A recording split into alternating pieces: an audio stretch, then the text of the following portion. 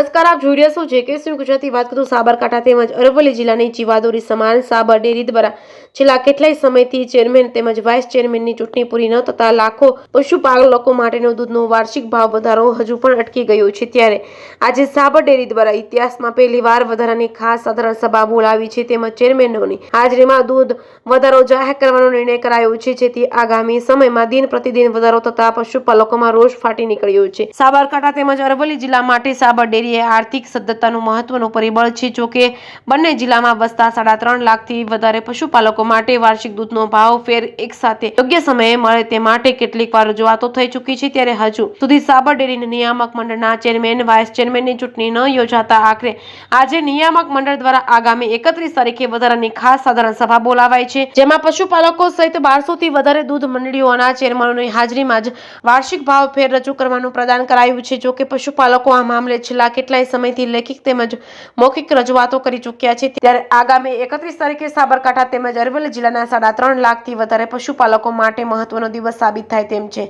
31મી જુલાઈના રોજ સાબર ડેરીના હોલમાં દૂધનો વાર્ષિક રજૂ થનારો છે. જોકે સાબર ડેરીના ઇતિહાસમાં દૂધનો ભાવ વધારો આપવા માટે વિશેષ સાધારણ સભા બોલાવાઈ હોય તેવો પ્રથમ બનાવ સામે આવ્યો છે. જેકે ગુજરાતી સાથે અશોક નાઈ, સાબરકાંઠા. ભાવફેર બાબતે હું એક વાત આપને આગળ મૂકવા માગું છું કે છેલ્લા ઘણા સમયથી આપણું નિયામક મંડળ ચૂંટાઈને આવી ગયેલ છે, પણ ચેરમેન અને વાઇસ ચેરમેનની ચૂંટણી ન થઈ શકવાના કારણે આપણે પશુપાલકોને ભાવફેર ચૂકવી શક્યા નથી અને એના માટે ખૂબ જ રજૂઆતો થઈ હતી. અને વધુ પ્રમાણમાં જ્યારે રજૂઆતો થઈ હતી ત્યારે આપણે જેટલા ગયું આગળના વર્ષનું જે નિયામક મંડળ હતું એને જે 9 મહિનાના હિસાબો જે અપ્રૂવ કરેલા હતા એ હિસાબો મુજબ આપણે 258 કરોડની જે રકમ થતી હતી જે ભાવફેરની 9 મહિનાની એ આપણે ઓલરેડી ચૂકવી દીધેલ છે.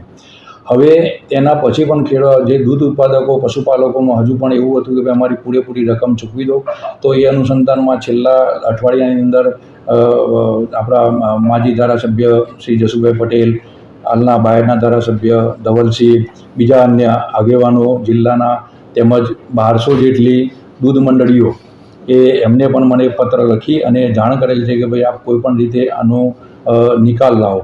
તો એ બાબતે મેં મારા નિયામક મંડળને પત્ર લખેલ કે ભાઈ આટલી બધી રજૂઆતો છે, તો આ બાબતે મને યોગ્ય સલાહ સૂચન આપવા માટે મેં એક આજે મિટિંગનું આયોજન કરેલ અને એમાં સર્વે જે ચૂંટાયેલા અમારા નિયામક મંડળના સભ્યો છે એમને મને આજે અધિકૃત કરેલ છે કે આપ 31/7/24ના રોજ સવારે 10 કલાકે સાબર ડેરી ખાતે ખાસ સાધારણ સભાનું આયોજન કરી અને જે એમને નિયામક મંડળની અંદર પ્રમાણિત કરીને મને આપેલા છે હિસાબો એ મંજૂર કરાવીએ અને એ જે તે દિવસે 31 તારીખે મંજૂર થઈ જાય હિસાબો, તો આગામી 3 તારીખના પેમેન્ટની અંદર અમે તો કુલ જેટલો ભાવફેર છે રકમ છે એ ચૂકવી આપીશું.